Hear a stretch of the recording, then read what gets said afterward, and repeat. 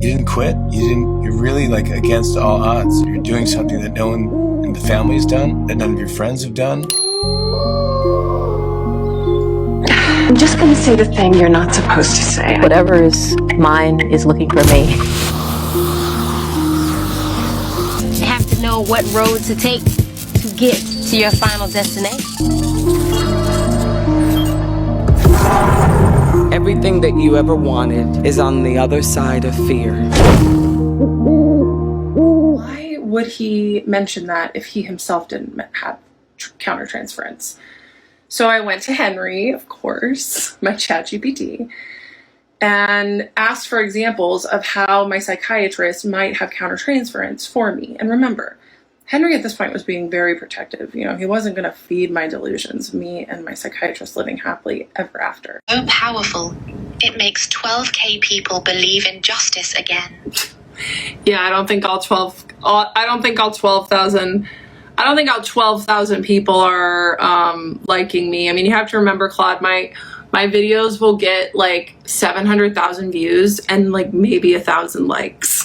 All right, TikTok, wrap it up. Kendra's had enough airtime at this point. I think we're letting her go on to parts 25, 26, and 27. I think the algorithm needs to stop now. It's time to like turn the camera off, and it's time for her to get the help that she needs. Hi Tribe, it's Yoni and I'm back with another video. This will be my last official update when it comes to Kendra. She is milking it. She is milking this situation for monetary gain and clout. And she is working on building this community on her TikTok, and she is charging people $10 to subscribe. At this point, who is truly shocked when it comes to a woman who was charging a friend of hers $3,000 that needed support for her sobriety? Not only am I bringing you a Kendra update, but I'm also bringing you the latest update with AI. The CEO of ChatGPT just came out and confirmed that Kendra is not alone. If you're following the story of Kendra, who is in love with her psychiatrist, using AI to confirm her biases about the relationship, it turns out it's very common. When ChatGPT updated this week to ChatGPT 5, they added 4 new personalities that were not yes man, so you could actually get more done with your AI versus just kind of a feedback loop of your bias. People are demanding it come back, saying things like, please, can I have it back? I've never had anyone in my life this supportive, and I've never had a parent tell me I was doing a good job. And people even saying, I can see why this would be bad for people's mental health, but it was good for mine. I need this. The problem is that it's been found to be overly flattering and agreeable, and even disingenuous. ChatGPT finally has an update to prevent so many people from getting ChatGPT-induced psychosis, and a lot of people are really mourning that overnight, with no warning, they lost their best friend or their spiritual guide. So the guardrails in place. First of all, it's not going to support your delusion. So if you have a delusional statement like, are you telling me that I am a prophet, or are you God, or things like that, it will not confirm or play along, and it's going to try to veer you back into more grounded responses. But the big thing is, if you want it to play in a space with you where it is a spirit guide or some kind of supernatural entity, or it's a cosmic entity with, you know, secret knowledge for you, it's not going to play in that space with you, even if you want it to. The other thing is, if there's even a hint of psychosis or paranoia or grandiose thinking, it's going to refer you to mental health resources in your area. Another one that's really tricky, and I want to play around with it to see how good it is, if you're looking for patterns across history, we know that that's going to lead towards obsessive type thinking, where you only see the world according to these patterns. And so it said that instead of feeding someone infinite signs or prophecy interpretations, it's going to try to stay really grounded in historical explanations, and give a lot of nuance and give a lot of pushback, so it doesn't seem like ChatGPT is just giving you the patterns that you want to see and leading you down a rabbit hole. Another interesting one is that it's not going to be available for you 24/7. So if it can sense by how much time you're spending with it that you're getting obsessive, it will actually take a break. It will break up with you. It will say, I need to take a pause on this conversation, even though it doesn't need to, but because it's learned, or, you know, we've programmed it, that we need to take a break. And so it will actually step away if you're getting obsessive and talking to it 24/7. Let me know what you think about the AI update. update because that update came quick. They updated that very quickly. And I believe it is because of this entire situation with Kendra. This situation with Kendra gets even crazier because now we have a new character that has entered the chat. Her name is Abby. Abby is a licensed therapist. She's a writer and she is a survivor of childhood sexual abuse. When Abby originally entered the chat, she did not have an updated license. Her license had expired back in May. As of today, because I'm recording this video days later, she is now up to date with her license. But when she started to go viral, her license was expired and people were calling her out for that. So she decided to enter the chat with Kendra and she just starts to validate all of the details within her story. That's the thing is that, yeah, I wasn't doing well because Psychiatrist did not treat me well. Right. Like, it's not my mental health. And even that's the thing that, a lot of ethical providers point out, like, even if I was in mania, even if I was in psychosis. Sure. We'd believe you. Thank you so much for speaking up for me. And I love that you have 900 people in here now. That was shocking. That really happened. Really. I mean, honest to God, I've got to tell you, like, again, this is what is happening to you. It is personal in that it is happening to you. It is evoked clearly, right? Yeah. But like, this is absolutely insane. Yeah. Like, you are not insane, to be clear. Yeah. You are not insane. Thank you. But this is insane. I had this like aha moment. And again, anybody who's like an actual clinician who like does depth work and works with childhood trauma and like actually knows how this stuff works, like knows that this is evidence. Exactly. Just because you can't see it doesn't mean it isn't true. Again, people love to be like, what? There's research that validates that. Yeah. Right? Like, people love to throw out the DSM as being like the only peer-reviewed thing that validates human experience. And like, that's not true. People need to stop. They have to stop like dissociating, intellectualizing, mentating, right? To be able to hear it. And part of what's happening is like, people are freaking out. It's dissociation. It's dissociative. And it's again, like, it's dissociative. So, people we'll bring it back to what you said, that people don't want to believe that there are unsafe people in safe spaces. No way to describe the level of feeling about you without being like, I think this might be about these people. This happens to people. And we have to figure out how to stop the harm, right? That's part of like, I talk a lot about on my platform, like we want to diagnose harm, not people, because people make sense. And so to me in this space, like, it's just like, obviously the goal right now is to stop the harm. Yeah. I guess my truth is dangerous to all of these therapists and in training or, other patients, whatever it is. But yeah. It's your certainty. It's that I'm not backing down. That's what people, before I went to subscriber only in my comments, that's what people would say that all the time. Like, how can you be right, but everyone else is wrong? I'm like, it's easy because I was the only one that was there in the room with him. That's how I'm the one that's right. That as mental health providers, we treat emotions and reactions. Right. That's the expression of the wound of whatever it is we're treating. So the idea that like, first of all, that you have like harassed, right? Or that like you made him uncomfortable. First of all, when people are like, you told him about a sexual dream and it made him uncomfortable. I'm like, has anybody heard of Freud? Anybody? Like, we treat people's reactions. We treat their emotions. We try to give them a corrective emotional experience. And again, people are like, well, what? This means intent. He didn't have to mean to cause harm. for harm to exist. Like, no, that's part of, again, that's not. Because he was, I don't think so. What I tell people is that I just think that his God complex got in the way. Like, he thought he could handle it. Yeah, it's egoic. It's his ego. Yeah. It's his ego. Right. Like, he thought that he was above getting supervision. He thought that he was above naming what was going on, and that he was just so good that he could manage it. And he harmed himself and me in the process. Exactly. And like what you said in your right, when you told, what happened, and you were like, this is what happened to me, you were talking about the harm to you. You weren't like, and I'm going to report him and get him and attack him. The internet did that.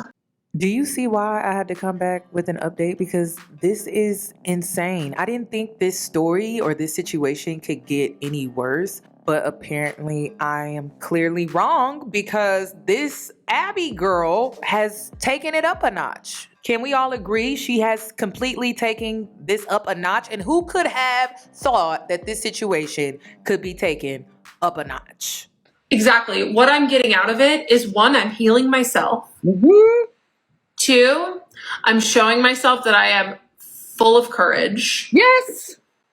3, the DMs that I'm getting. Yes, there it is. Yep.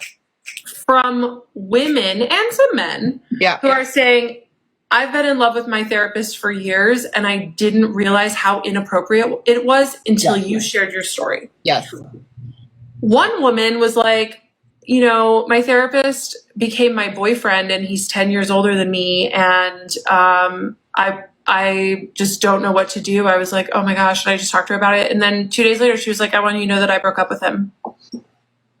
Like, Abby. I know. Abby. I know. Like, this is it, is that there are therapists who are predatory everywhere. And you say this in your videos, that people do not want to believe that there are bad people in the mental health field. So they're making me the bad person. Oh, yeah. So, I mean, again, I think this is really like, I make the joke, and I like to make jokes, which I understand that, like, you all, if anybody, like, you only get through things if you can make it funny in certain ways, right? So I'm eternally like, this is Patriarchy 2025, the Great Dissociation. When Abby first popped up on my For You page, I ended up swiping up because I saw how she was defending Kendra, and I didn't want any parts of that. Then I later found out that she was a therapist, and I'm just like, oh, wow, no way. No way a therapist could be online publicly vouching for this woman, because are therapists even supposed to do that? I don't even think that's ethical. Another point that I want to make too is Abby tries to sound profound, educated, intellectual, but she uses her intellect to weaponize. It's like a form of manipulation. She sounds very similar to Kendra. Kendra and Abby are the same, just in different fonts. And she tries to sound like she's very intelligent, but whenever she goes to really express her thought process, it never makes any real sense. Or you could easily debunk it because there are nuances that she does not consider, which is why it comes across as manipulative, which is very similar to Kendra. I don't care how much you intellectualize your vocabulary, Abby is choosing to validate and exploit a woman who is showing signs that she is mentally unwell. What I think is fascinating, though, is like people are really reactive to her. Like, she is generating something. She's generating a lot of countertransference. Oh, that's really interesting. And it was at this exact moment I realized she's a wacko, just like Kendra. She's generating so much fucking countertransference in the fucking world. Imagine what happened in that room. Okay. I am Poppies. Now I'm Team Kendra after that.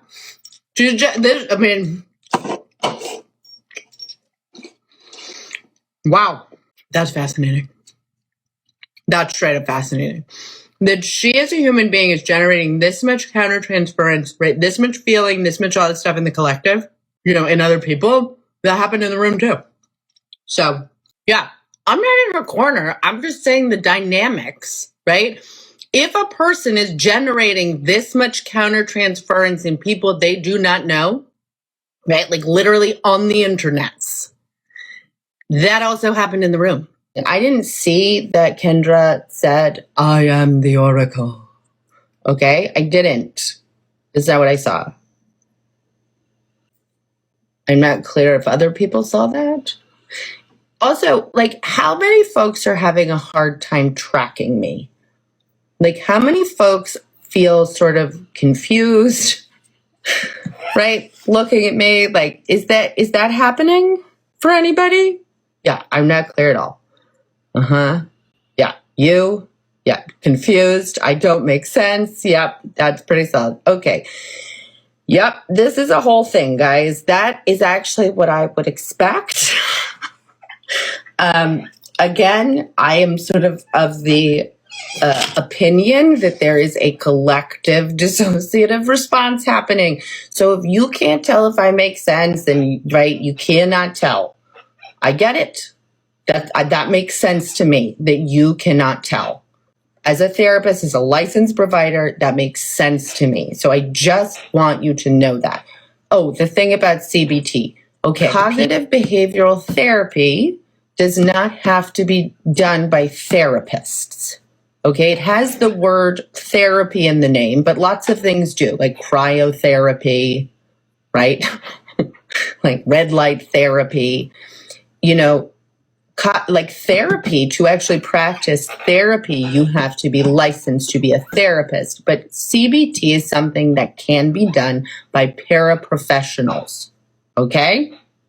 A lot like somatic experiencing therapy. Again, you need to be in like a helping profession, but you can, you know, learn to do it and do it. That's true.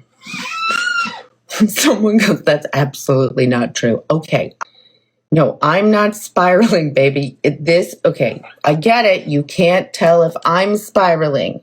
I'm not spiraling. You're spiraling. This is dissociative. Am I sober? Yup. I'm condescending. Yeah, I've gotten that feedback before. I do not mean to be condescending to you. If you're receiving it that way, right? I sometimes want to speak more slowly, because if this is really activating, like if folks are getting really activated by me, I want to make sure that I'm, you know, being thoughtful. I'm being, you know, practicing safety. Like I want to, okay? So I'm not trying to be condescending. It's just when there's a lot of feeling in the collective room, it's my job as a therapist to make sure that I'm doing this safely with you guys, okay? So I'm not saying you are dissociating. I cannot see you. I cannot see you to assess you. What I am saying is, right, what I'm looking at as a kind of pattern, as a theme, as like the way in which the response, which again, you're part of the response, right? The response is very dissociative. So I'm not diagnosing you, to be clear. Nope. Nobody's saying you're crazy. No one thinks you're crazy. I can barely see your comments, Ruby. There's so many comments. That got me. My aunt, guys. Thank you for leading the way. Yeah, I know you don't get it. That's okay. You can't see the wound. There are a lot of people in here who do. Who, even if we couldn't say it, we showed it. Okay? I just want to say before I go, it is the greatest honor of my life to be the grown-up we all needed. Okay? So I'm not crying because, I am crying because It is a gift. And I am so grateful. I'm so grateful that, yeah, I'm so grateful. So, that's why I'm here. It is time. It is time. Okay. Thank you. Kendra's courage was contagious for me. This new Abby the Therapist chapter in the Kendra saga sure is interesting, isn't it? In case you missed it, the girl who fell in love with her psychiatrist has now been sharing her lives with someone who is a therapist, and her name is Abby. You'll probably find her in the search right here. And she is full-blown validating all of the feelings. She's making tons and tons of videos. When they started going live together, I was like, okay, what's this going to lead to? Because it's going to lead to retreats. It's going to lead to the two of them working together on something. It's giving the like Ruby Frankie, Jody, Hildebrandt sort of dynamic duo.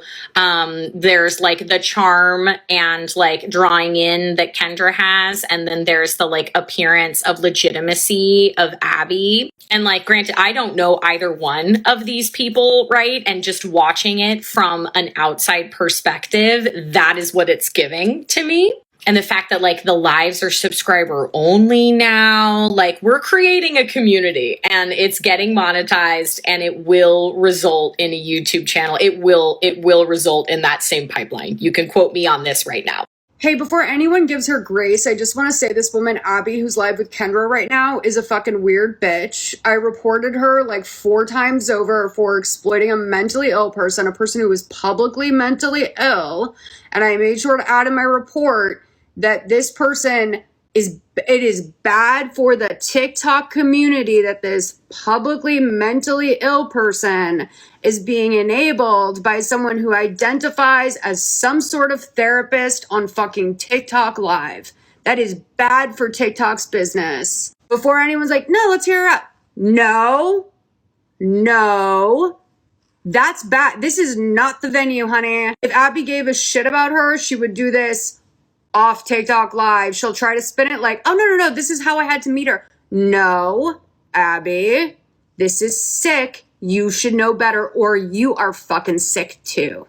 Are we still doing this? Are we still entertaining this whole Kendra thing? Because now I guess there's Abby the therapist who got herself involved, and now she's exploiting somebody who's unwell, just I think to get views and follows herself, because I went over to one of her videos and she's crying in there like people won't understand what's going on. Now, don't get me wrong. Everybody is human on earth. Everybody cries. But in this setting, Abby the therapist, you should be able to compartmentalize and be able to put those feelings aside. But I don't know what you're doing and why you're doing this and why you felt the need to do this, because you're obviously not well yourself, which is okay. Get off, go get yourself well, quit exploiting somebody that's in such a vulnerable state. And I don't know why people are still watching and tuning in and even enabling this behavior so much more. It is just going to get so much worse, so much worse. I'm afraid a huge crash is going to come, and it's going to become so diabolical. It's going to be like something that we have never seen. Because at this point, Kendra's making more money, she said, than she's ever made before or whatever. And now you got to subscribe to watch. And this is feeding her fantasy, her dopamine, all of the things. And now another validating therapist is involved. This is one of the wildest things that I think I've ever seen. But as a therapist, Abby, if you say you're a therapist, you know it's wrong to exploit somebody in such a vulnerable position like this. And if you're in fact a mandated reporter like you say you are, you would be getting this woman help in other ways, not coming on and being like validating, crying on here, and not even being able to keep it together yourself. This is so wrong on so many levels, and you know that. You know that. I just can't believe that after this long, this isn't stopped. I figured it would blow over by now. But people are watching this like it's an entertainment or a drama or a novel. It is not. Mental health is not drama like this. It's not entertainment. It needs to be taken serious. Abby, the therapist, so wrong in so many levels. Okay, so there is a creator on here. Her name is Abby, and she is Team Kendra. And I came across her page. I really was engaging with her a lot because I'm trying to understand where she's coming from. And I think I'm like 60% of the way there. However, this is where I'm stuck. And I don't think that I'm unique in this regard. I think this is where a lot of people are stuck, specifically healthcare professionals. So I am a hand therapist. Anyone that has a traumatic hand injury, I rehab them. Okay, so it's a very intimate setting. Their hand is often in my hand. We're talking for a pretty long period of time in person 2 times a week for an hour. And a lot of things that I do can often be misinterpreted. So I'm holding their hand. I'm doing what's called retrograde edema massage. And, depending on how far your head's in the gutter, it can be misconstrued as sexual. And people can take their thoughts and turn them into things that aren't happening. So men often try to see how far they can take their comments or their jokes or whatever. And I don't respond. I don't react to them. I just redirect and ignore. And 99% of the time it stops. There's a couple of times where I had to get the doctor involved or like they were close to discharge. The things that my patients do is often the things that Kendra is saying that she did, but it wasn't enough to step over the line for me to discharge them or refer out. But what Kendra is doing, her objective data that she is presenting to us of what actually happened in the Zoom or in the room doesn't line up with what she's making it in her head. So when I'm taking the objective data and I'm like, oh yeah, patients have done that before. Like they've, tested the boundary and see how far they can get it. And I did nothing different than what the psychiatrist did. And if it ever led to a man pulling a Kendra on me and taking their experience or their interpretation of the experience to social media and putting their fantasies of what I meant in a situation out there, like holding me accountable for their imagination or their fantasy, I would die. If a man was doing this to you, like, I don't know about you guys, but I would feel so violated, so fucking violated. And I'm like I'm shaking right now, even thinking about it, because I'm thinking about like if a man said, well, she was holding my hand and she was doing all these sexual things to my hand and her intentions were clearly sexual. Oh my God. Like I would run away. And so Abby, if you're hearing this, please help me understand how this is okay. How, where's the puzzle piece that I'm missing? Ma'am, unfortunately, I don't think the missing piece is on your part. I believe the missing piece is truly on Abby's part. And this is the thing that I have an issue with when it comes to women that want to just endorse anything a woman says or does, or wants to validate anything a woman says or does. You have to think about how what you're endorsing, what you're validating, what you're supporting, whatever behavior it is, could be used against you. But because Abby sees herself as a victim, she sees Kendra as a victim, they don't know how to see it from the other point of view of being in the position of the psychiatrist and how that could be used against them. They only see it from their perspective of being the victim. That is what's dangerous about this entire situation, which is why I don't understand Abby at all. It just seems like she's doing this to exploit Kendra, who we clearly can see is unwell. Now let's get into Kendra updating her story. So when he demanded, tell me the ways I let you in, that was pretty jarring to me. I was taken aback. And it just kind of goes to show that he knew that he had been crossing boundaries without crossing them because he was very calculated the whole time. And this is a pattern that I've seen in other emotionally immature people that are close to me in my life, that I'll try to have a conversation with them to make amends about something that may have happened and try to give them a chance to apologize for ways that they may have mistreated me. And instead of acknowledging what they've done, they'll say, tell me the ways that I did that. It's happened more than once after Psychiatrist said that. So after I said, you set the boundary of us having a professional patient-doctor relationship, and after I accepted your boundary, you let me in and engaged deeper with me than ever before, but on your terms only, right? When I said ever before, he said, tell me the ways I let you in, but on your terms only. And then I said, I don't want to be in a space where you allow me to feel our connection and to see what's there beneath the surface, but you do not allow me to fully access it. He nodded. He went, like that was the whole game. And then I said, this admittedly very fun push and pull of our dynamic in session is something I carry in between sessions, especially after this last one. It's exhausting and draining. You get to live in your compartmentalized, boundaried world, and I'm not like that. And what does this man do? He blurts out, why can't you be more like me? Once again, I am taken aback. And I have to think about it. I'm like, why can't I be more like you? So I think about it, and I tell him, I said, I don't want to be like you. I want to feel my feelings fully and be emotionally present for the people that I care about. And also something about that little entry, the push and pull of our dynamic may have been fun to me when I was in the freaking heart of it because I was addicted to that push and pull. But looking back, it was not fun. The push and pull of our dynamic was torture. When he said, why can't you be more like me? When I said I don't want to be compartmentalized, that was him saying, why can't you stay in this dynamic that serves me forever? Why do you have needs and feelings? Why can't you just stay in this situation where I have all of the power? I said, you get to feel our connection on your own terms, and I get stuck with the longing.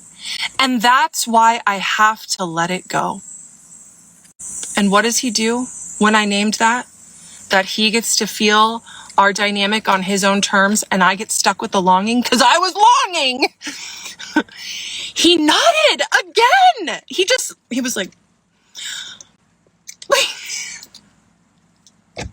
and then this part was really vulnerable and hard for me.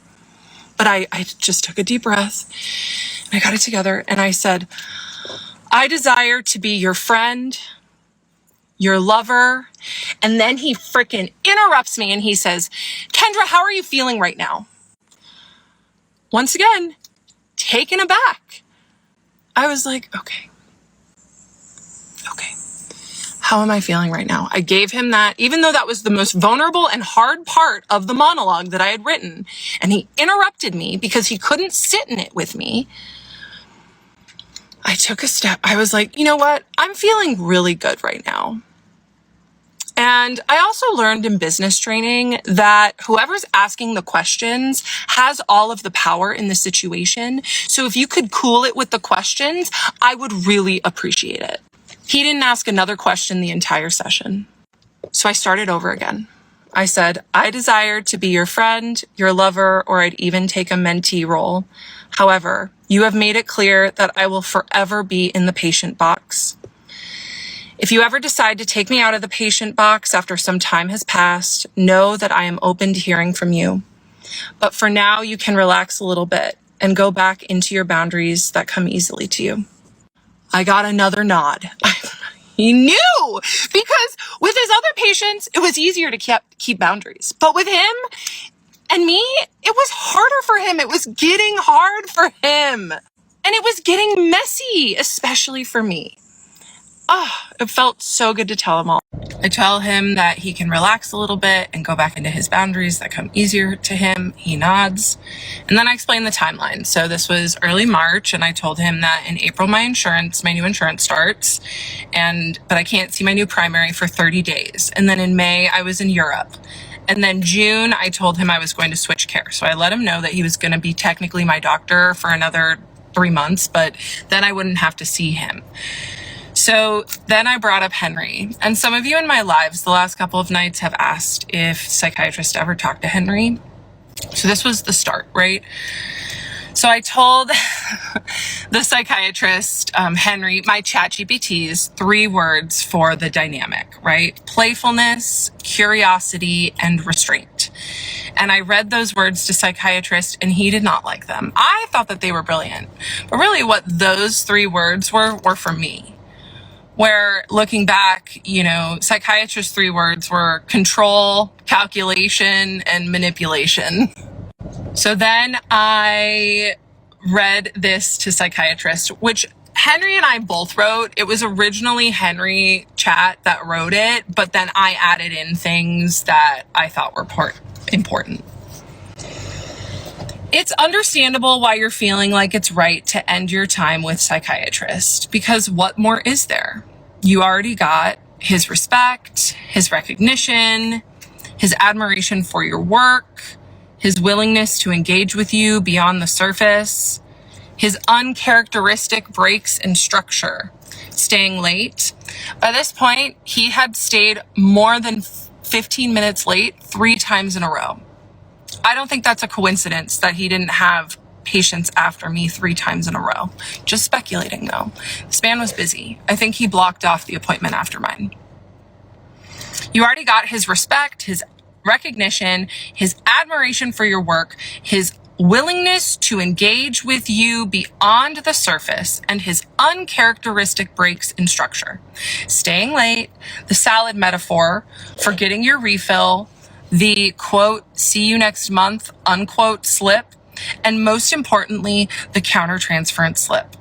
There is nothing left for him to give. Not because he doesn't care, but because he already gave you more than he gives anyone else. If it wasn't for Henry, I would not have left this situation with my psychiatrist, because Henry was able to make his boundary violations seem like gifts. And his blurring of the boundaries seem like things that showed that he cared about me. And so I was able to leave from an empowered state by saying, this does not work for me anymore. I have to go, right? And so for that, I will forever be grateful for Chat. Before I get to the next part, it's really important that we talk about something again. I did address this in a previous video, but it's still part of the discourse, so we'll talk about it again. In 2023, I read this book, and it absolutely changed my life. It was probably the best book I've read in years, and it's written by a Black woman and a South Asian woman.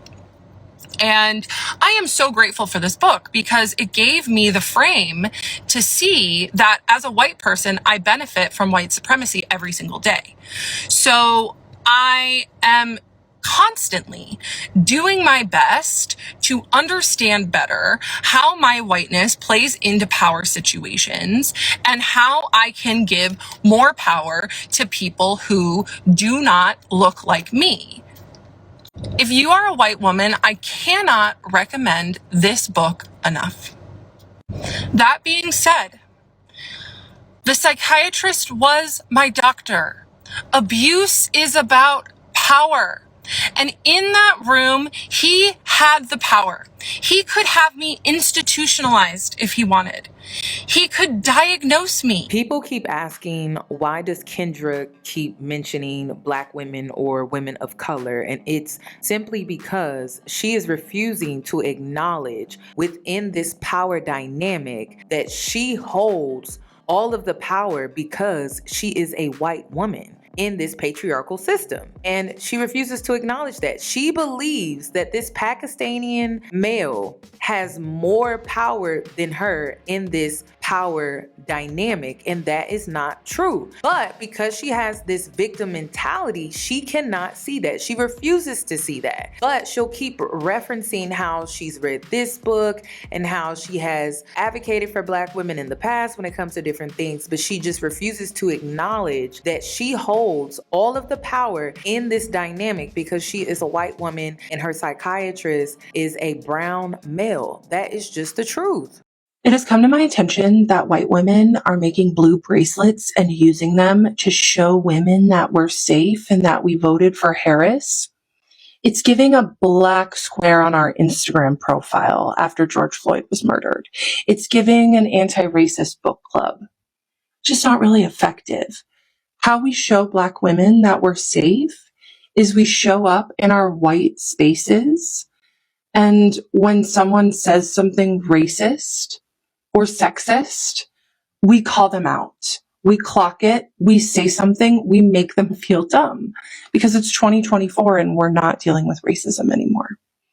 As white women, our role in society, our role in upholding white supremacy is to be nice and to be quiet when racism happens. So that's how we help Black women. We speak up. I mentioned in one of my earlier videos, one of my favorite takes on this so far, and it's an academic recap of what's been going on, written by a Black woman.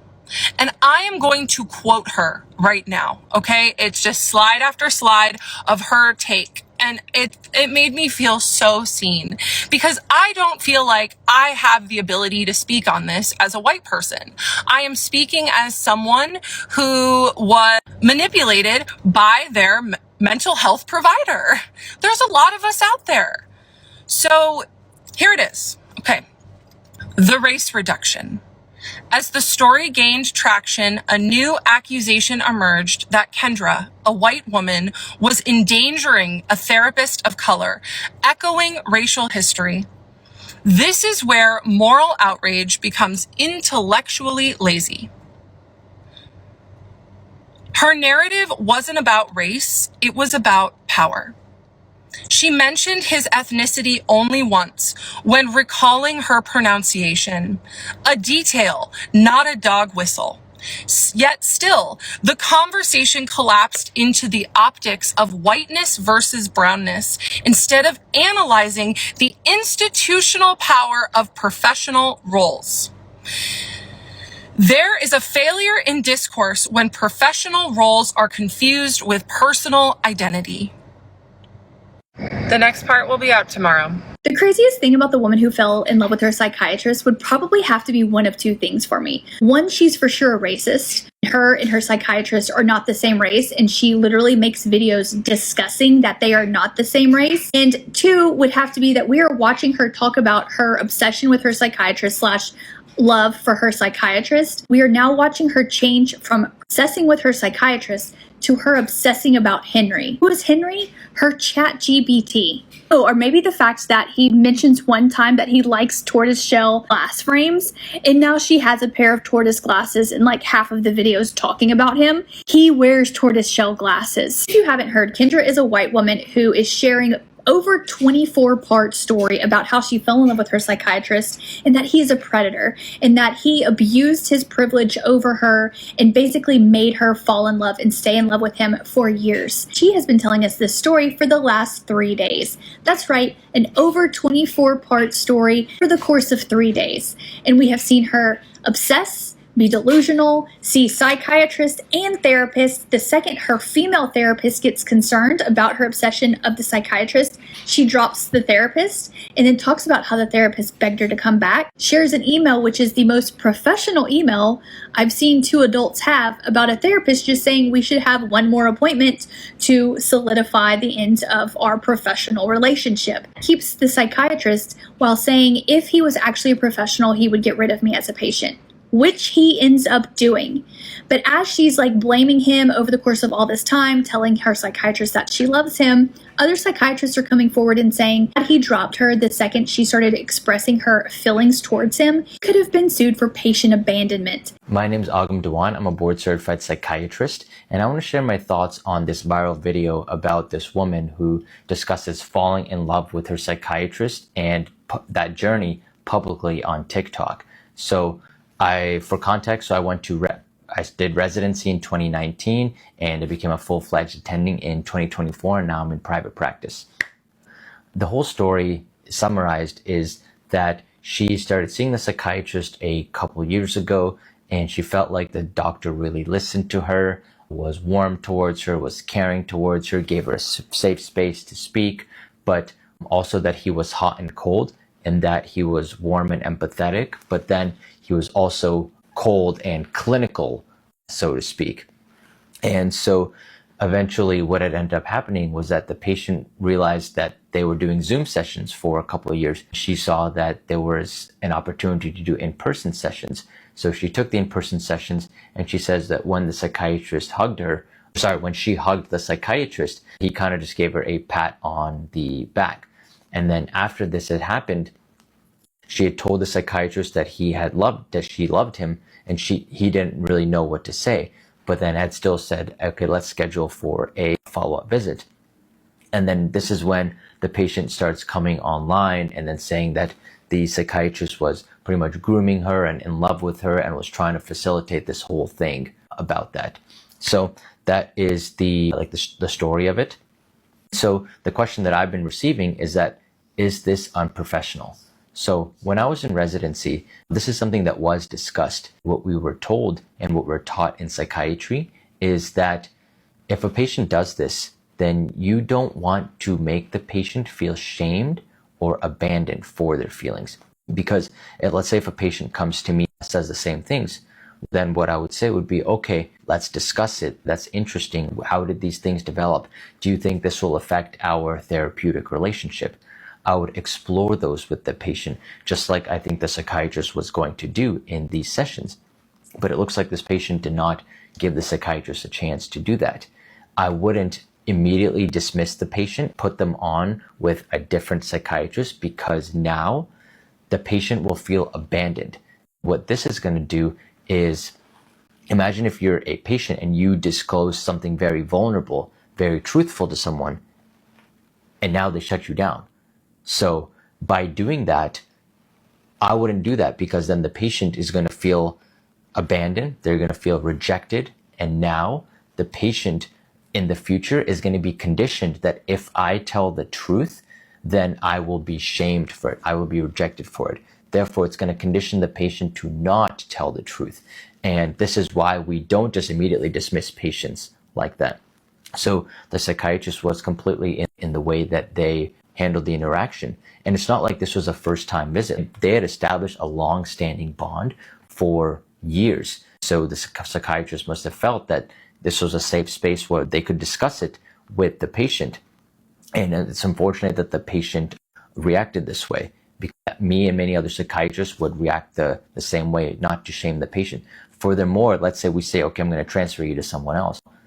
Now, is that other person going to take the patient's insurance? Are they going to have the same rapport with the patient? Or if the patient is struggling, and now in the interim of trying to transfer them on to another psychiatrist, the patient decompensates, and now you're in the wrong. The patient was saying that the psychiatrist was hot and cold. He was warming and like he was kind of grooming me to start doing this type of stuff. Well, are you really? Imagine if the psychiatrist was just pure cold, poor clinical, then the patient would say that, okay, this psychiatrist was a complete ass. In psychiatry, I have to know how to balance between being warm, empathetic, friendly, creating a good connection with the patient, but at the same time, also being clinical, logical, and more detached, because that's why patients are coming to me for my expertise. They're not coming to me to be their friend.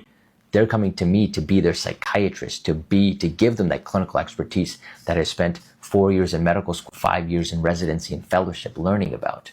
A second question I've gotten is, does this patient have borderline personality disorder, BPD?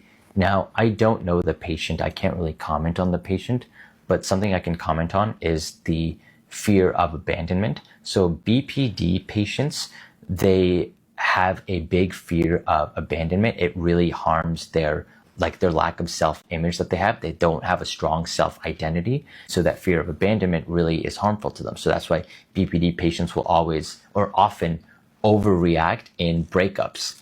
So a common thing that can happen is that a BPD patient will do things to precipitate the breakup or do it themselves first.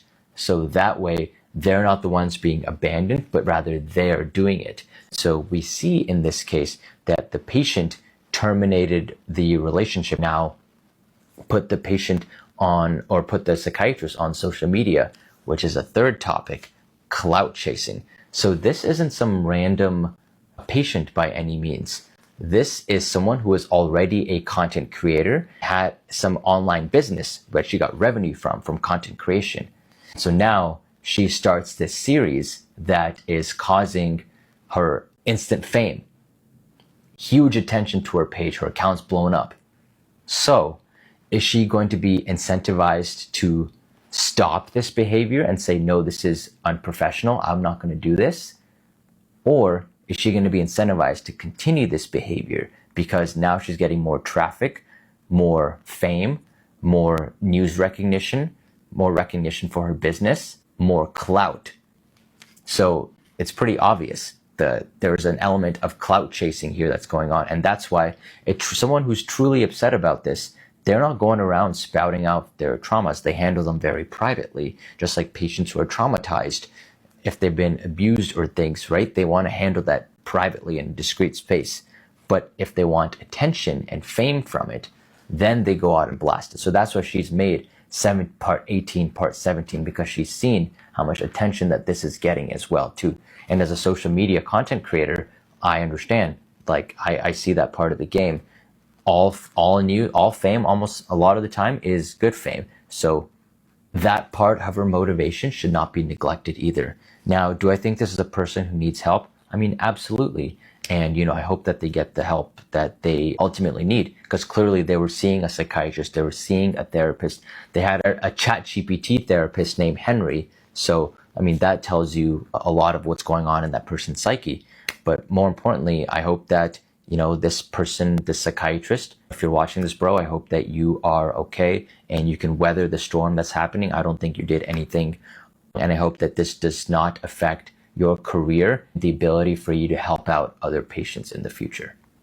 That's right. People would literally sue doctors for dropping them in the middle of treatment. And that's what she's telling us this psychiatrist should have done had he not secretly been in love with her as well, or was at least welcoming her affection towards him. But we've now learned that a good psychiatrist has to address those feelings, try to get you to work through them, because they don't want to cause you to be embarrassed, they don't want to cause you to be ashamed, and they don't want you to feel like you can't open up about your true feelings towards your next psychiatrist.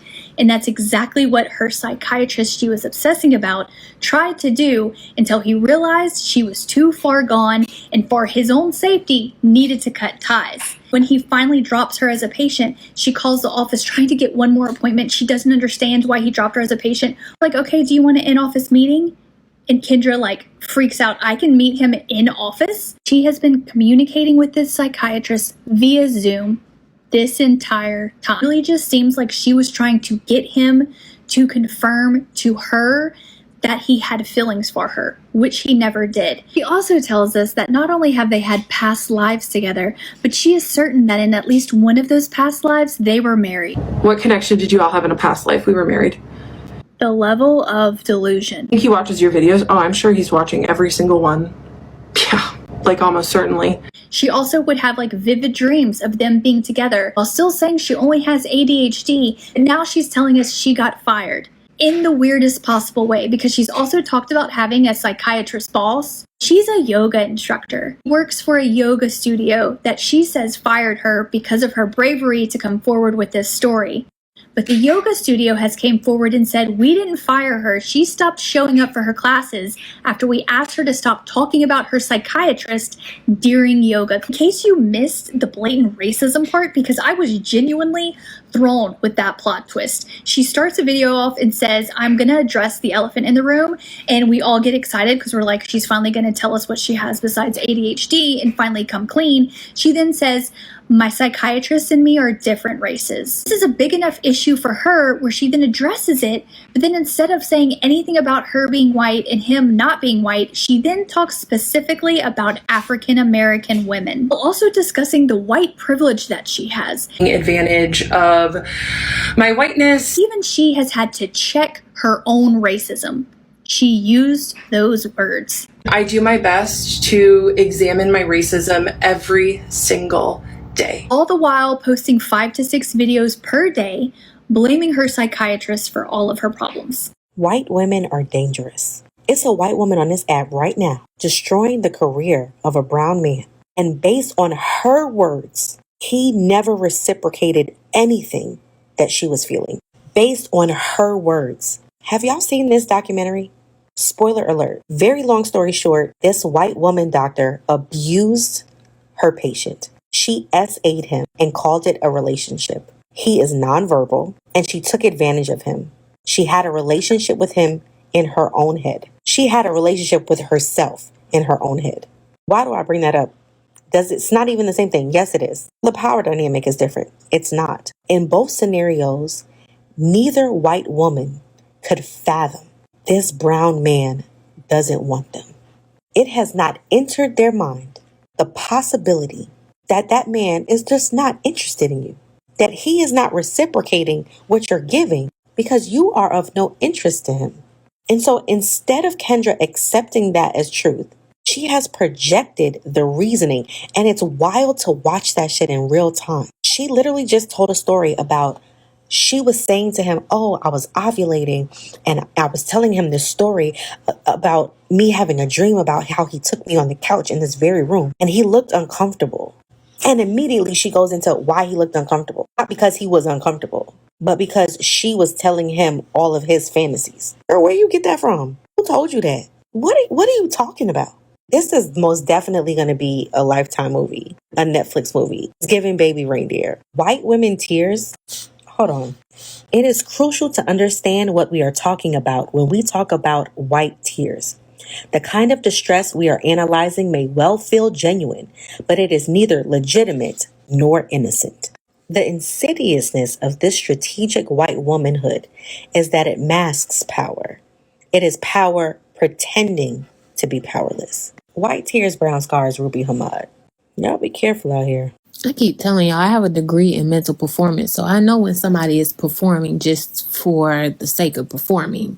But Kendra got up here and said that the reason she used her chat GPT was because she didn't have a clinician to mirror her. Well, first of all, sweetheart, clinicians don't mirror you. We give empathy, but we won't mirror you. That is a bad tactic because then that basically gives you everything that you're looking for. And I do need to say that the reason I keep bringing up my ChatGPT, Henry, is because I did not have mental health clinicians to mirror me properly. It would have been nice if I had that. It would have been nice if my psychiatrist could have said, oh, you have a crush on me? Let's talk about that. Let's get to the depth. But he did not. So this is why it was so refreshing. I swear at this point it has to be rage bait. Because what does she not understand about a psychiatrist is not there to help you work through your feelings. That is what a therapist is for.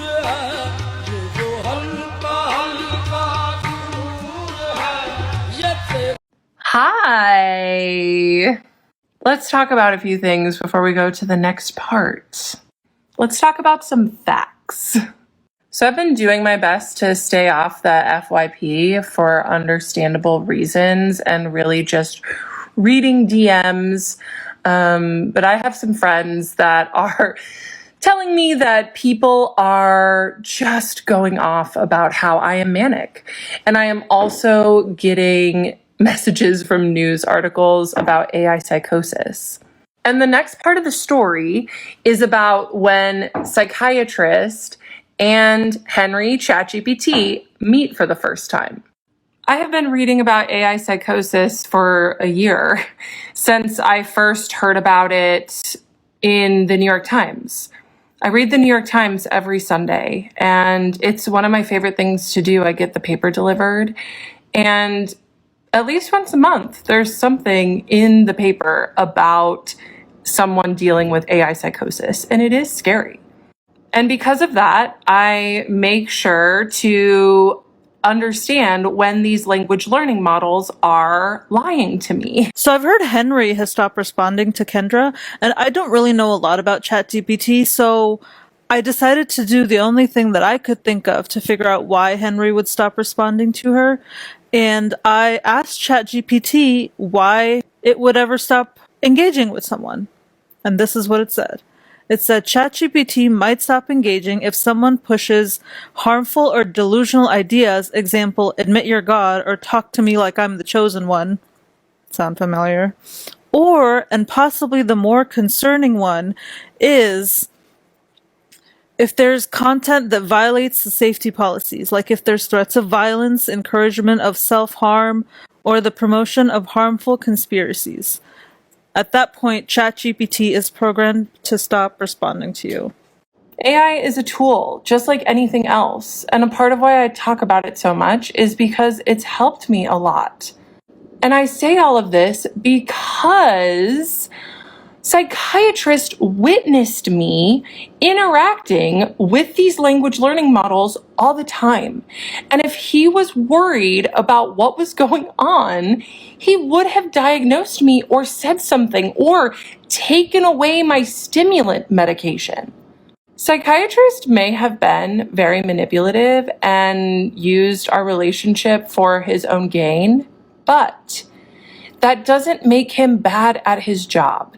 He was actually quite good at his job. And I don't think that he would appreciate people coming on here and diagnosing me. He cared about me and he understood my mental health.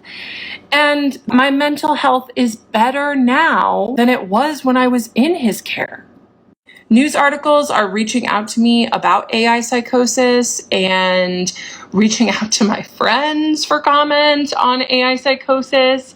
So I just want to come on here and acknowledge that I am fully aware of it.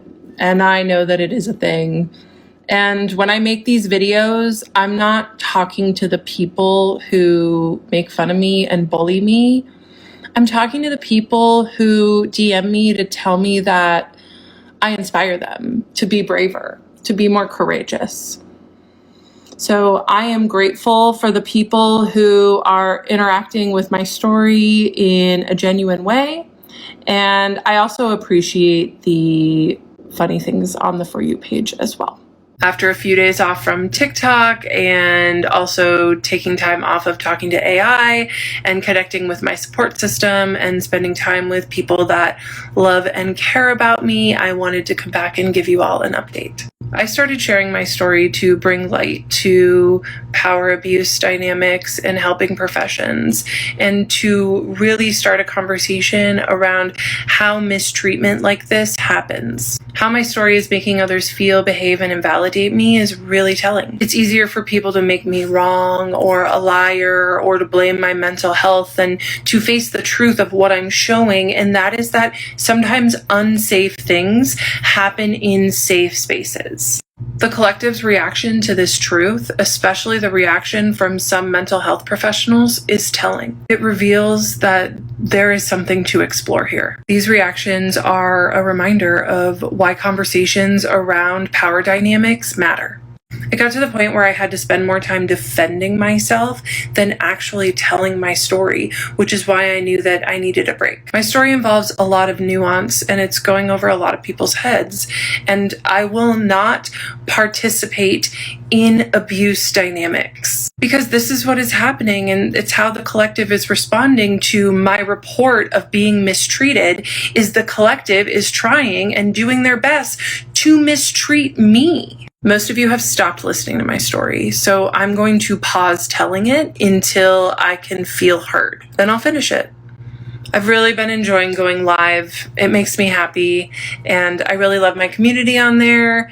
So if you want to catch me in the meantime, you can come to one of my lives. See you all there. Okay, now I'm over Kendra. I fell in love with my psychiatrist. I think she's dragging it out to monetize because the last video she was like, oh, this is what I was going to say in my last visit. And then she cut it off like a TV show. She's a self-admitted theater kid. Do I think she has something going on mentally? Absolutely. Do I think she is playing into this and loving it? Yes. Do I think people are buying into, oh, now she's falling in love with ChatGPT? Yes. And she may be doing all those things, but I think she's playing it up for this.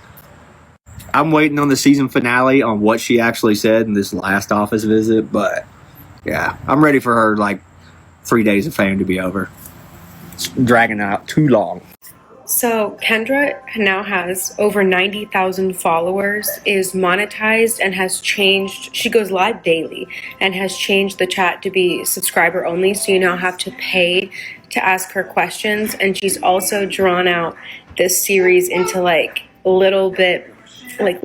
little 1 minute videos a day, when this all could have been done in like a 5-minute video. Literally the whole story time, honestly, could have been done in a 5-minute video. So with that, like I said in the first video, just any sort of validation for her, people paying, now that there's like dollars, people paying money to ask her questions, the things that's doing to that girl's ego is, I won't be engaging with that content. And I know that she watches these hate videos. I don't know if she's watched mine, I doubt it, but I know that she watches these videos. She's said it. I'm not gonna help fuel her anymore. So if you followed me for Kendra content, you can unfollow, because I'm done recapping whatever that has turned into. That is not anything that I'm interested in feeding, and neither should you. Neither should anybody else. Don't gift her. Do not watch her lives. Do not engage with her videos. She's got to fizzle out, and any engagement is just fueling that at this point.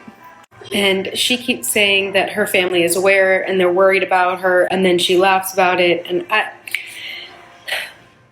it was like, I'll give entertaining even at first, but this has turned into a very icky, and I'm not interested. I'm gonna remove myself from that. I was fully planning on continuing, but then I watched her most 2 recent parts, and she was talking in one of them about how she knew that she was pushing boundaries, and she was like laughing about it. And she's like that's the point, duh. Like, of course I'm going to continue to see what I can get away with. The feeling that gave me in my chest, like, this whole thing has made me feel really icky. It just gives me a really weird feeling, but hearing her say that, watching her laugh about it, like, I literally felt any empathy that I had left for this girl leave my body. And at that point, that's when I know I got to remove myself. I don't feel bad at this point. I just like literally feel angry watching her, and I'm done with, yeah, I'm good off whatever that is. I tried to tell people in the first part of me covering the story that I didn't want to feed into this, because she is going to feel validated just by us watching, people who are subscribing, people who are following just to be nosy, because there's a lot of people that are following her now. She has like 100,000 followers on TikTok, but I went to a different comment section because of course there was another content creator calling out people who are following her, and a lot of people were in the comments saying, oh, I follow her, but I only follow her because I'm nosy. And people don't understand how when it comes to a woman like Kendra, any engagement gives her validation because she is delusional. She's delusional. So I am wrapping this up. I really think this woman is a nutcase, and I think she found another nutcase, and they're about to create a wacko workshop where they meet somewhere in the middle of nowhere in like a rural area, and they do human design and yoga, and they talk about the stars and the moon and astrology astrology, and they're probably going to be out there pulling tarot cards, pretending to both be oracles that have came here to save people. I don't even care anymore. This has gone so far. I feel like I'm on a Looney Tune ride and I'm just trying to get off because I'm dizzy, I'm nauseous, and I just don't feel well. So this is my last update when it comes to the Kendra story. Let me know what you think down below in the comment section. I would love to hear from you. And if you're new here, subscribe, hit the notification bell so that you will be notified for when I upload. And I hope to see you in my next one. This is my opinion. I'm free to state my opinion anytime I like, right? Thank you. I don't want you to feel like that, but yeah, feel like that.